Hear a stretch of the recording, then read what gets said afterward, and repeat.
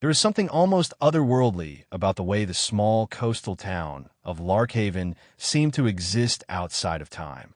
The narrow cobbled streets, weathered houses with their pastel shutters, and the soft rhythm of waves against the pier created an atmosphere that felt untouched by the rush of modern life. It was a place where days stretched long and unhurried, where the salty air carried with its secrets of the sea and whispers of forgotten dreams. Into this quiet haven came Eleanor Marlowe, a woman who had lived the last decade of her life as if sleepwalking.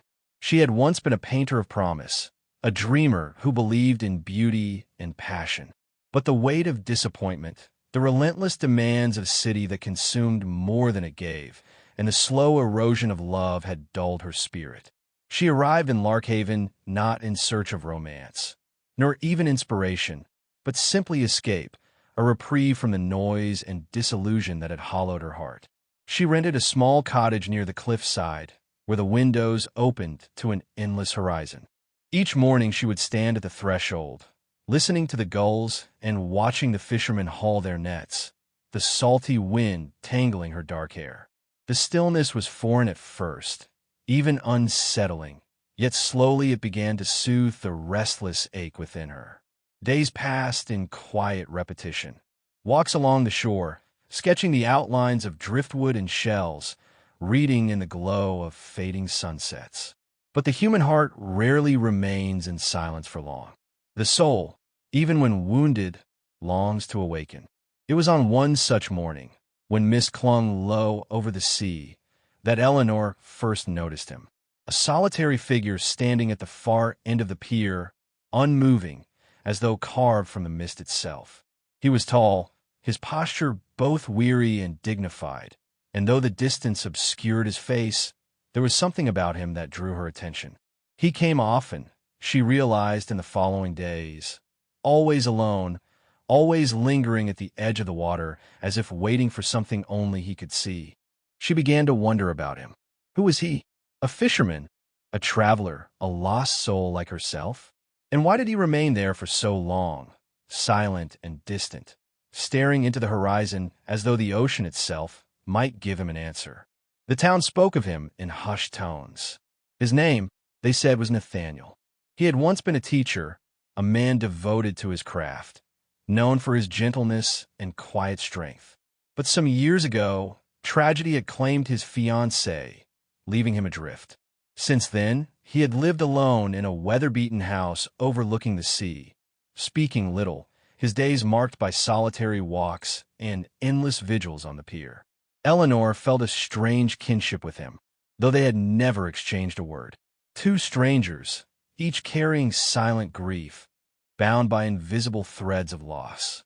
And yet, there was a quiet magnetism in the way he moved through the town, distant but not unkind, withdrawn but not unreachable. She began to sketch him in her notebook, capturing his silhouette against the mist, the curve of his shoulders, the way his hands rested in his pockets, as if anchoring himself against the pull of memory. As the days turned into weeks, Eleanor found herself watching him more intently, not with idle curiosity, but with something deeper, a recognition, a stirring. It was as though the universe had conspired to place them both here, in this forgotten corner of the world, at a moment when neither saw connection, yet both secretly needed it. But love, when it begins, is seldom a sudden flame. It is often a quiet spark, unnoticed at first, flickering softly until it grows strong enough to warm the coldest of hearts. And though neither Eleanor nor Nathaniel yet knew it, their paths were slowly, inevitably drawing closer, like two tides destined to meet upon the same shore.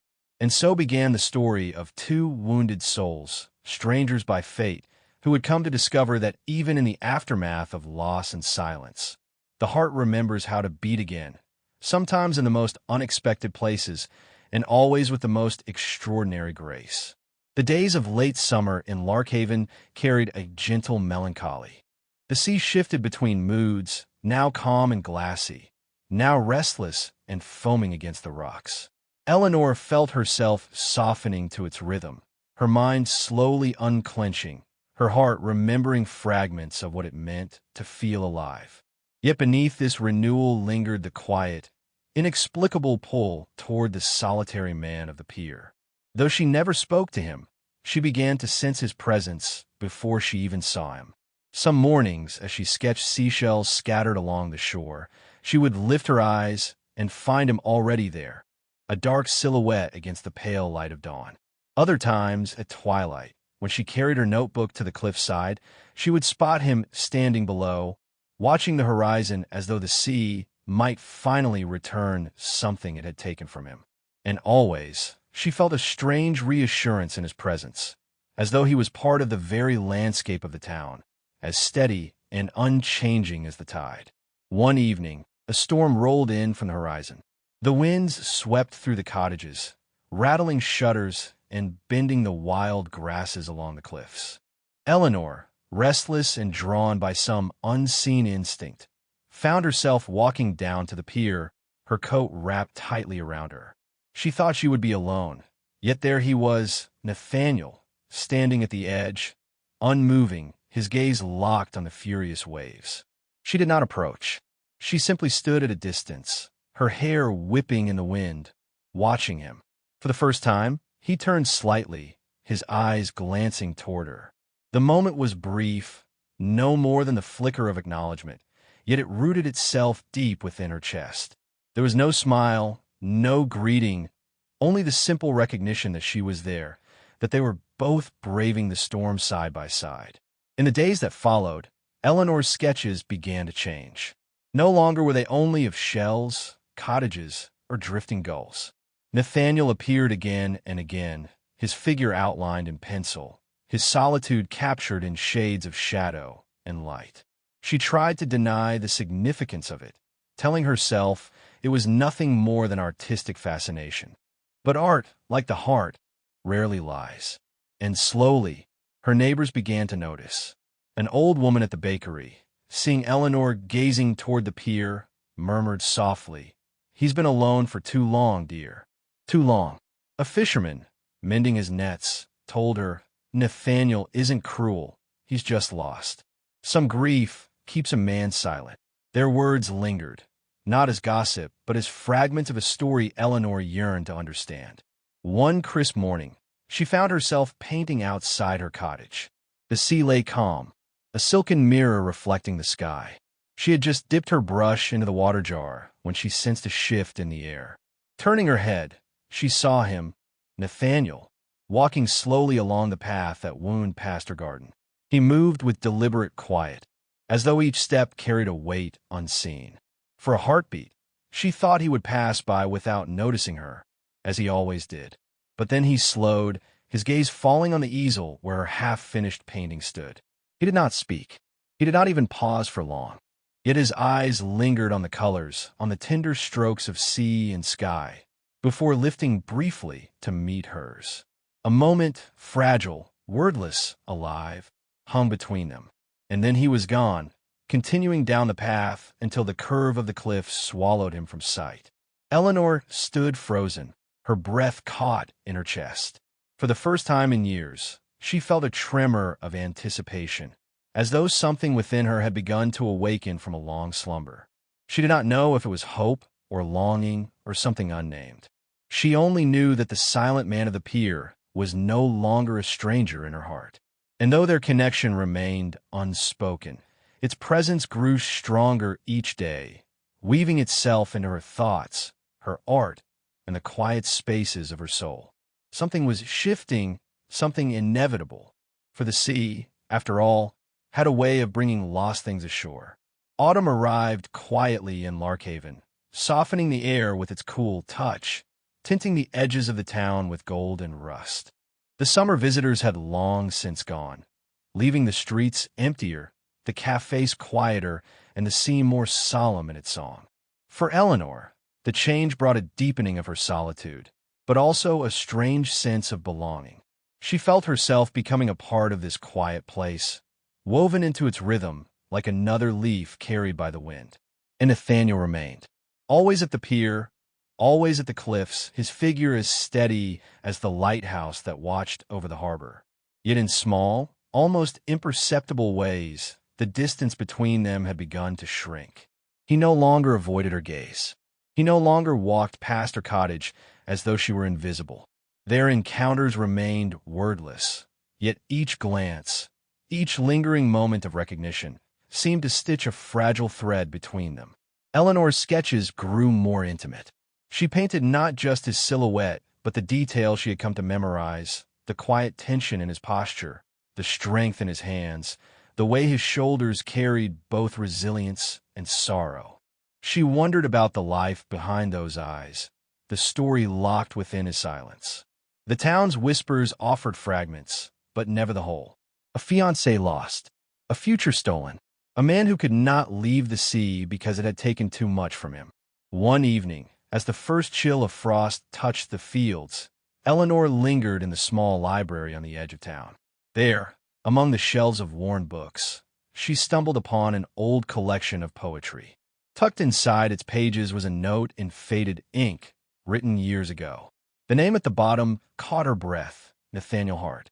The words were simple, but they ached with tenderness. They spoke of waiting at the edge of the world, of believing the sea would one day return what it had taken, of love enduring even after silence. She closed the book, her fingers trembling. For the first time, she felt the weight of his grief, not as rumor, but as truth, raw, unhealed, still alive. That night, sleep eluded her. She stood at her window, watching the moonlight dance across the waves, and wondered if love could truly survive loss in such a way. Could a heart that had been shattered still open to another? Or was it condemned to live forever in memory, loyal to a ghost? The following morning, as if guided by something beyond her will, Eleanor walked toward the cliffs where Nathaniel often stood. The air was sharp, filled with the cry of gulls and the scent of salt. She found him there, as she knew she would, his gaze lost in the horizon. For a long time, she said nothing, only stood a few steps behind him, feeling the unspoken energy that lingered in the space between them. And then, without turning, he did something that startled her more than any words could have. He reached into his coat pocket, withdrew a folded piece of paper, and let it fall gently onto the stone ledge beside him. He did not look at her, did not speak. But when he walked away, the paper remained. Eleanor hesitated, her heart pounding, before reaching for it. Unfolding it carefully, she found words written in the same hand as the note in the library. They spoke of silence, of how some hearts remain broken because to forget feels like betrayal, yet to remember feels like drowning. They spoke of fear, fear of opening one's soul again, fear of failing to honor the one who was lost. But there, between the lines, was something else.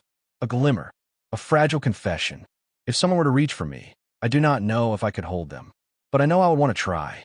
The paper trembled in her hands as the waves roared below. She felt a tear slip free, though she could not say if it was for his grief or for her own longing. Perhaps both. For the first time, Eleanor understood that their silence was not emptiness. It was a bridge, fragile but real, carrying them slowly toward one another. And though fear lingered like a shadow, so too did hope, small, flickering, but alive. And somewhere deep within her, she knew that love, once kindled, could find its way even through the ruins of sorrow. Winter came to Larkhaven with a quiet severity. The sea grew darker, wilder, its moods unpredictable, while the town seemed to retreat inward, shutters drawn early, chimneys breathing faint trails of smoke into the frosty air. For Eleanor, the days were a mixture of stillness and slow discovery, for she carried within her the fragile weight of Nathaniel's letter. She read it often, each time sensing new layers hidden in the spaces between the words. Sorrow, yes, but also longing, a hunger for connection, an almost imperceptible plea not to be left behind. From that day onward, something shifted between them. Their encounters, though still quiet, began to carry a subtle warmth. Nathaniel no longer kept his distance entirely. On mornings when she painted near the shore, he would pass by, pausing for a moment, as though to acknowledge not just her presence, but her art. Once, he even placed a small piece of driftwood upon her easel before walking away, a silent offering, a gesture both tender and unexpected. Eleanor's heart began to stir in ways she had thought long forgotten. It frightened her at times, this slow unraveling of walls she had built around herself. For she, too, carried the scars of disappointment, of a life that had dulled her fire. But the more she watched Nathaniel, the more she realized that brokenness did not mean the end. Sometimes it was the beginning of something even more profound. One evening, as snow began to fall over the cliffs, Eleanor stood by her window, watching the town below as lanterns flickered to life. The sight filled her with a longing she could not name.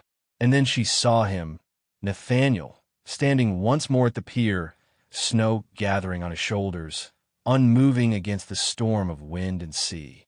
Something in her would not allow him to stand alone that night. Without thinking, she wrapped herself in her coat and walked down the winding path.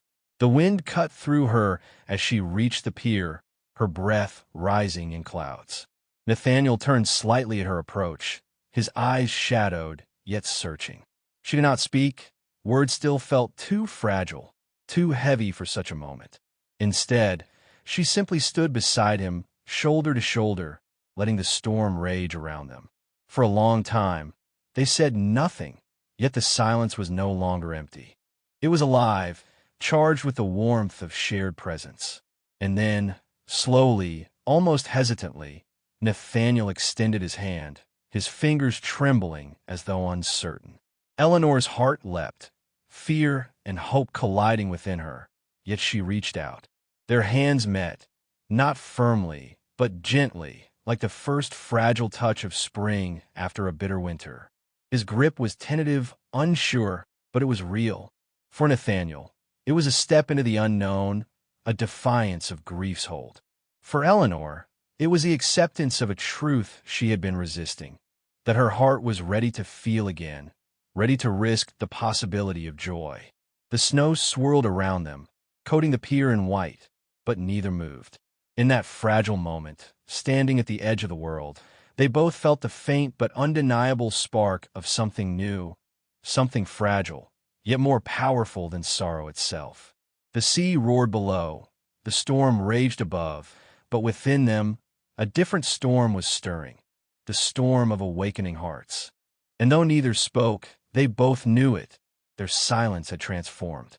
It was no longer the silence of grief, but the silence of beginnings.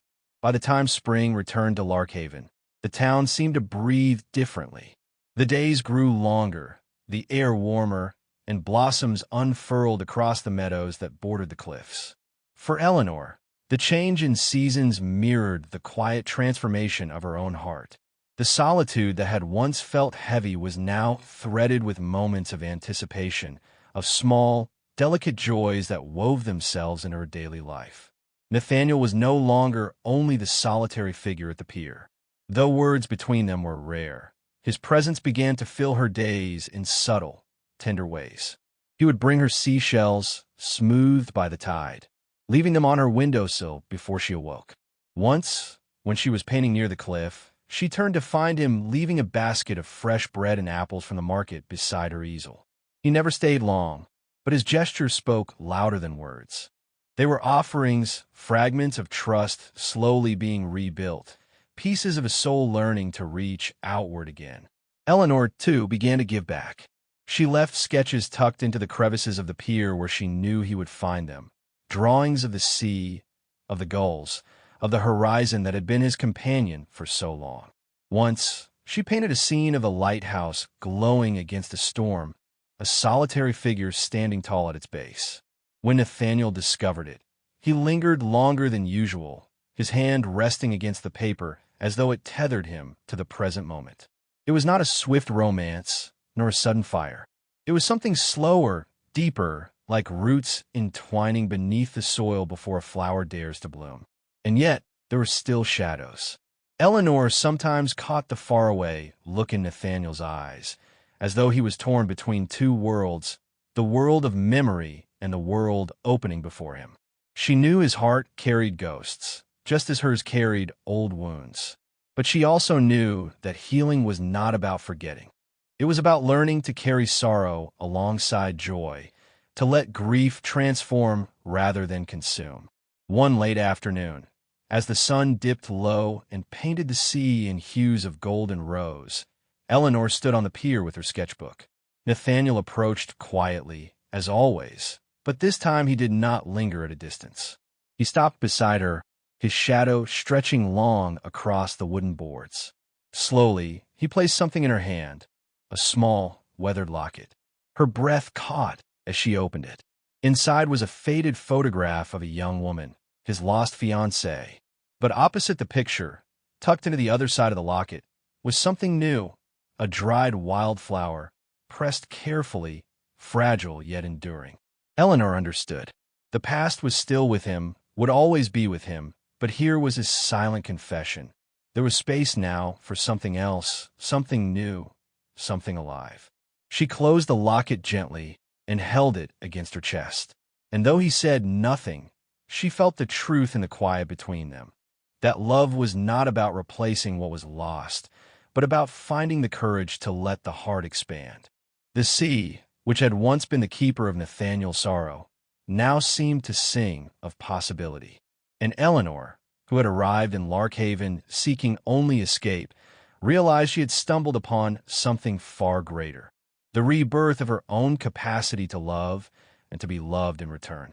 It was the beginning of a love story still fragile, still tender, but blooming like the first flowers of spring pushing bravely through the soil after a long, unyielding winter.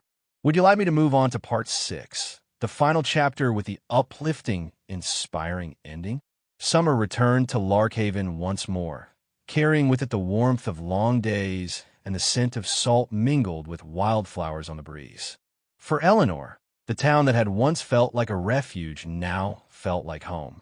And for Nathaniel, the place that had long been a prison of memory slowly transformed into a harbor of renewal. Their bond, though born of silence, had grown into something steady and profound. They still spoke little, for words often seemed too small for the currents that passed between them. Yet their days unfolded together, quiet walks along the cliffs, evenings watching the lanterns flicker in the harbor, mornings where Eleanor painted while Nathaniel sat nearby, reading or simply gazing at the horizon. Presence itself had become their language, and it was enough. The town, once watchful of Nathaniel's grief, now watched with gentle wonder. The man who had stood alone at the pier for years was no longer only a shadow against the sea. He was seen walking beside Eleanor, his posture less burdened, his expression touched with something new, not joy in its loudest form, but peace, the kind that comes when the heart finally chooses to live again. On a warm evening in midsummer, as the tide drew low and the sea whispered against the rocks, Nathaniel led Eleanor to the very edge of the pier where he had spent countless hours in solitude. But this time he did not stand apart. He turned toward her, the fading sunlight painting his features with gold. For a long moment, he seemed to struggle with words that had long been locked within him. And then, slowly, he spoke, his voice hoarse with disuse, yet steady with truth. "I thought my life had ended," he said. "I thought the sea had taken everything. But then you came, and I realized. The heart doesn't die. It waits. It waits for someone brave enough to reach for it again." Eleanor felt tears rise, not of sorrow, but of gratitude. She reached for his hand, and when their fingers entwined, it was no longer tentative, no longer hesitant. It was certain. Above them, the first stars appeared, faint and shimmering. Below, the sea carried the reflection of sky and shore alike, as though reminding them that all things, loss and love, sorrow and joy, could exist together, woven into one great expanse. In that moment, Eleanor understood that their love was not about erasing the past. It was about honoring it while choosing to step forward into the future, hand in hand. Nathaniel's grief would never vanish, nor would hers. But love, true love, was vast enough to hold both the shadows and the light. As they stood together at the edge of the world, the sea before them endless and eternal, They knew their story was only beginning. No longer two lost souls adrift, but two hearts, scarred yet unbroken, walking forward into a horizon filled with possibility. And with that quiet certainty, they let the tide of love carry them onward, into a life reborn, into a love that was both healing and whole, into a tomorrow that shimmered with hope. For in the end, the heart always remembers how to beat again,